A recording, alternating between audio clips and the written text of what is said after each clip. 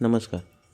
ज्यांना निगेटिव्ह शक्तींवरती विश्वास नाही त्यांनी गाणगापूरमधील श्री दत्तगुरूंच्या मंदिरात होणाऱ्या आरतीचा अनुभव नक्की घ्यावा.